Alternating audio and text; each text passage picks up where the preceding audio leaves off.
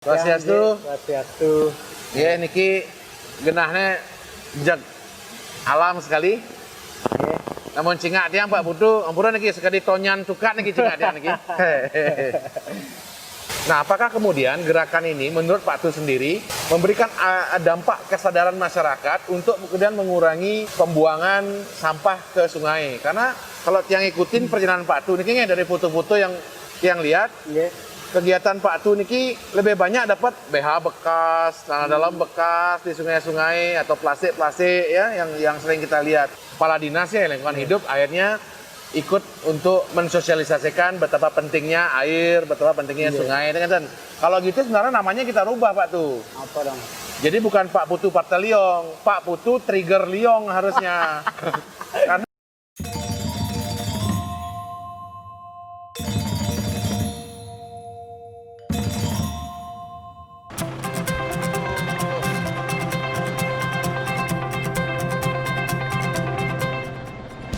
sekarang kita mau ketemu sama Beli Partai Liong, salah satu aktivis lingkungan. Kita mengunjungi rumah beliau ini. Oke, jadi ketemu sama Pak Putu di rumahnya yang sangat Bali sekali suasananya. Ternyata saat kita mau jemput Pak Putu ini, ternyata Pak Putu lagi sibuk membuat pengistandusan orang Bali bilang. Minyak Bali asli. Dan rupanya ini menjadi kegiatan rutin dari Pak Putu Partai Liong. Oke, Pak Putu, kita ke sekarang. Ya, gimana Bu?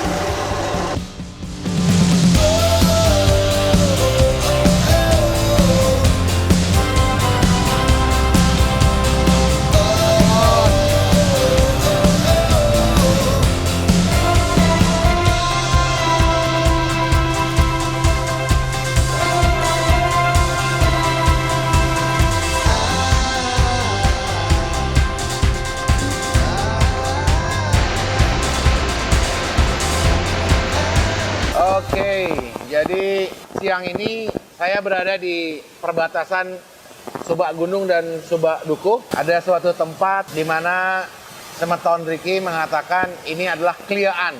Di kliaan ini saya bersama teman dan juga warga di sini akan berbincang-bincang mengenai keberadaan air.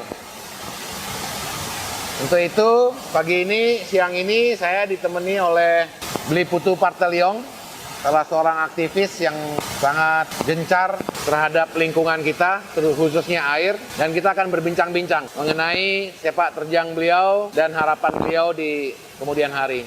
Selamat siang Pak Tu. Swastiastu. Swastiastu. Ya, niki genahnya jag alam sekali. Nggih. Namun cingak tiang Pak Putu, ampura niki sekali tonyan tukat niki cingak tiang niki. Pak Tu, Nggih. niki setahu tiang adalah tempat mulanya Beriper nggih. Beriper. Nggih. Yang tiang selalu ikutin kegiatan Pak Tu niki. Indayang coba bagaimana objektif, apa keinginan Pak Tu, bagaimana awal mulanya sehingga sampai muncul Bakti Ring Pertiwi niki. Mungkin sebetulnya program berlanjut gitu Ji.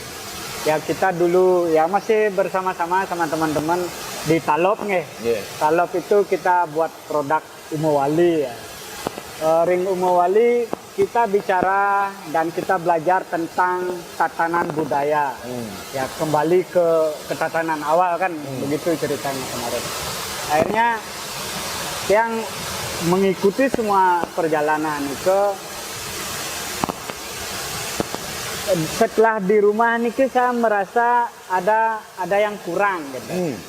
Karena tatanan Subak nike dihidupi oleh air. Oleh sungai gitu. Nah, drike dumun kita bicara masalah pertanian ramah lingkungan, pertanian organik kan gitu. Cuman aliran sungai ini kok masih banyak sampah yang bermasalah nih kan sampah anorganik yang ya plastik lah, pakaian dan lain sebagainya. Jadi kandungan mikroplastik ini kan sangat berbahaya. Jadi sia-sia saja kita membuat suatu program pertanian ramah lingkungan ketika aliran sungainya masih tercemar yang menuju ke Subak itu. Nah, di samping itu yang belajar dari sebuah kata budaya. Nah, budaya niki ring Desa Pekraman, ring Subak niki ada yang namanya kita kalau kita di Baktirin Pertiwi kita sebut sarwa prani. Nah, sarwa prani ini dibutuhkan pada saat mayatnya dan artinya wenten kita butuh nyalian, kita butuh udang, kita butuh empas, tribulus yang agung dan nah, dumun riki ada. Cuman seiring perjalanan waktu, kemajuan zaman dan lain sebagainya, terjadilah pencemaran yang secara masif sehingga membuat ekosistem ini menjadi punah. Nah, makanya karena ini ceritanya budaya, kita di Umawali belajar budaya, tatanan awal, bicara masalah keluhuran, menghormati leluhur. Nah, ini kita mencoba kembali evaluasi diri, evaluasi diri dari program-program itu.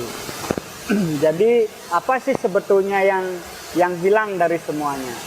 Ya, bagi kami di Baktirin Pertiwi menghormati leluhur itu bukan berarti kita harus hanya menyembah beliau di pura atau di Sanggah Merajan, tetapi bagaimana kita menciptakan sesuatu hal yang paling tidak masih serupa dengan pada waktu leluhur kita ada. Jadi tujuannya, kalau menurut yang sendiri, tujuan daripada budaya ini kan tujuannya adalah untuk ketahanan pangan sebetulnya. Ritual-ritual yang harus menggunakan nyalian, ritual-ritual yang harus menggunakan udang. Tujuannya adalah bagaimana ekosistem di sungai ini tetap kita jaga. Sehingga ketahanan pangan pun secara berlanjut dari keberadaban tetap terjaga. Itu menurut pemahaman kami. Dari awalnya kan ini suatu gerakan spontanitas. Kemudian Pak Tu mengajak teman-teman yang memiliki visi yang sama atau yang mau diajak bervisi yang sama. Bagaimana respon masyarakat di sini sendiri, Pak Tu? Kalau bicara respon masyarakat, karena apa ya, kita secara mindset mereka sudah jauh berubah ya.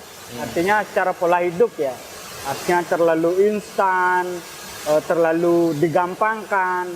Artinya begini, sudahlah, toh ada yang ngurus, bagaimana mereka enggak. Ya, aja dah begitu. Ya, artinya begini. Perubahan zaman ini yang mereka tidak sadari, tapi kelakuan mereka masih di masa lalu. Sehingga dulu biasa pakai daun, biasa pakai apalah keranjang, sekarang pakai kampil atau apa, itu dibuang begitu saja. Nah, ini daun sama keranjang ini mereka kan lama-lama terurai. Tapi kalau kantong plastik sama lama terurainya itu kan sampai ratusan tahun. Nah, ini yang mereka tidak sadari. Jadi menurut perjalanan kami, artinya di selama hampir 2 tahun ini banyak sekali ikan-ikan yang terperangkap di dalam kantong plastik. Dan mereka juga karena ini sudah mulai menyatu dengan apa ya, boleh dibilang unsur mikro lainnya, seolah-olah plastik itu adalah makanan. Seolah-olah plastik itu adalah makanan, jadi nika dimakan, akhirnya keracunan lah dia. Keracunan ikan-ikannya. Nah, apakah kemudian gerakan ini menurut Pak Tu sendiri memberikan dampak kesadaran masyarakat untuk kemudian mengurangi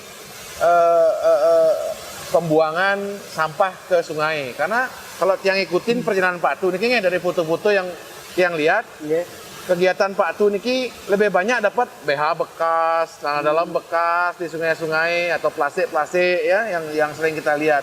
Apakah dia berdampak pada perilaku masyarakat di desa? Untuk sekarang berdampak karena kita juga mencoba untuk melakukan pendekatan ya. Pendekatan baik itu ke pemerintah terkecil, dusun, pemerintah desa. Artinya begini, Ini sebetulnya sebagai boleh dibilang biang kerok aja ya. Artinya ketika ini di pull up di media, inilah situasi kita. Dan selama ini banyak warga Riki mengatakan tiang ni ke cara nak menkecuh lah menek nyatuang jelek ibu pedidi gitu. Ya bagi tiang oke lah, tiang punya sebuah jawaban dari pertanyaan-pertanyaan itu. Artinya begini, kita pun tiang di Baktirin Pertiwi tidak sendiri, artinya kita didukung oleh komunitas-komunitas yang lain. Komunitas lain ini mereka ada bermain di teknologi, mereka ada bermain di kerajinan dan lain sebagainya. Nah, tujuan daripada gerakan ini yang imbasnya nanti ke masyarakat di luar tatanan budaya ini adalah begini, Bu. Artinya, seumpama masyarakat bertanya, saya tidak dikasih buang sampah ke sungai, kemana saya harus buang sampah? Nah, ini yang ingin saya dapatkan pertanyaan ini. Nah, ketika kita sudah dapat pertanyaan ini, ya kita berikan mereka solusi, ya pemahaman dan solusi-solusi.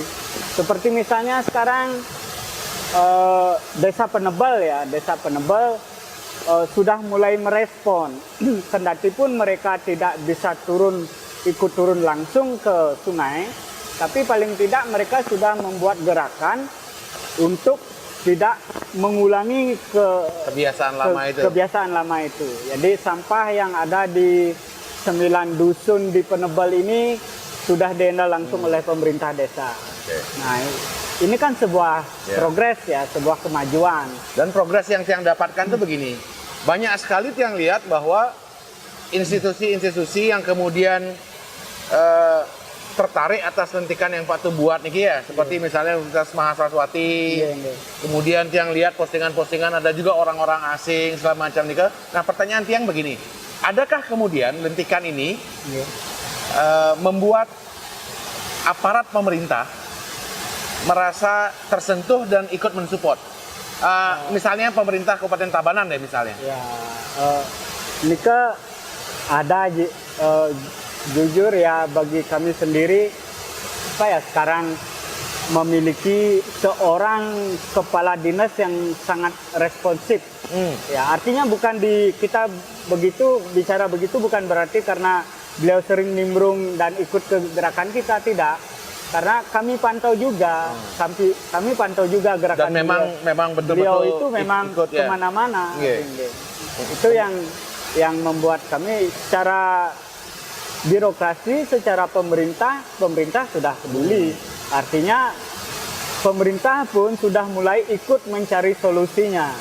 Nah, seperti waktu ini ada pembukaan bank sampah yang memang berteknologi di Menango itu.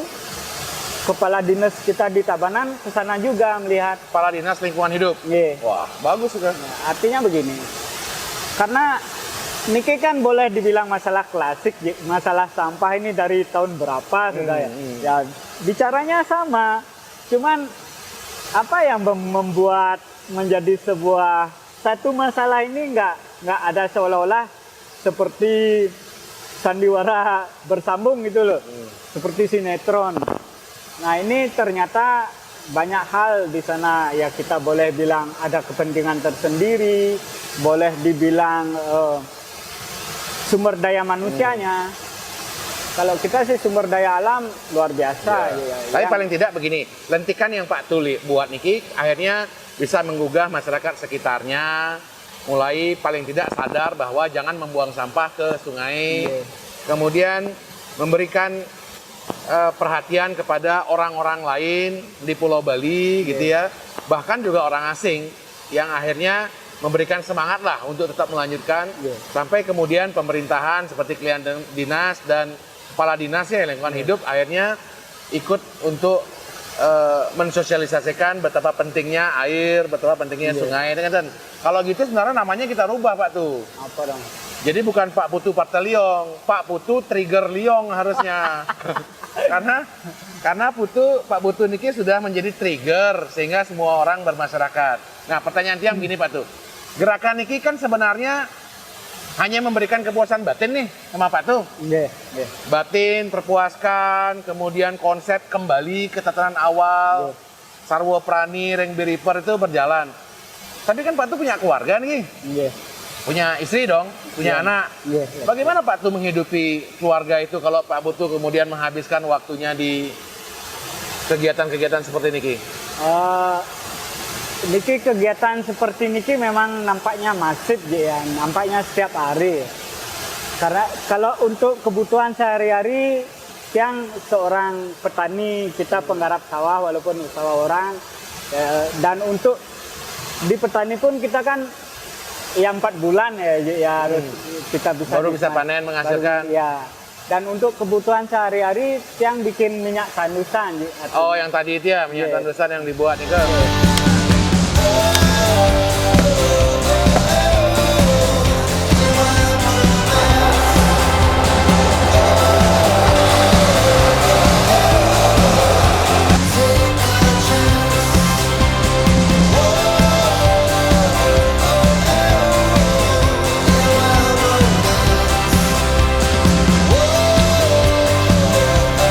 Per hari berapa produksinya Pak Dut?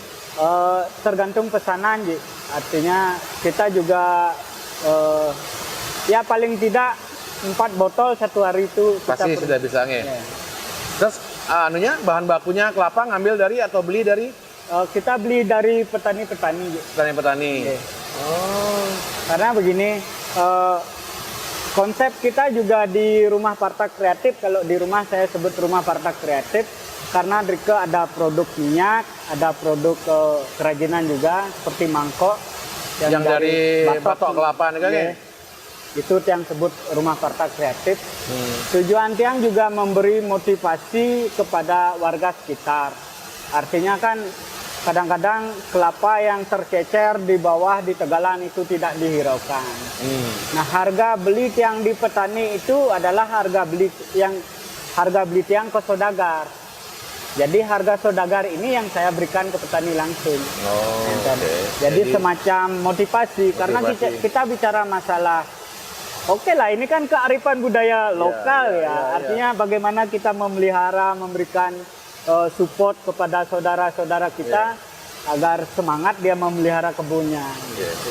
Oke, good. Oke, jadi semeton titiang sarang sami. Demikian pembicaraan singkat titiang dengan Pak Putu Trigger Liong. Ya, hari ini kita rubah nama beliau. Trigger itu artinya pemicu yang kemudian menghasilkan sesuatu yang baik. Tindakan ini semoga menjadi inspirasi kembali kepada semeton titiang sarang sami bahwa ada seorang petani yang ternyata memiliki konsentrasi yang sangat fokus kepada masalah air, yang kemudian menjadi perhatian baik oleh masyarakat sekitarnya, institusi-institusi di Bali, bahkan orang asing. Karena banyak sekali postingan-postingan beliau di media sosial yang sudah sempat viral dengan kegiatan yang sangat mulia ini. Semoga Pak Putu diberikan kesehatan yang baik untuk tetap bisa melanjutkan ke sungai-sungai lainnya, kemudian menjadi pemicu pada desa-desa lainnya untuk memperhatikan kondisi kebersihan sungai atau tukat di masing-masing wilayahnya. Salam tangguh.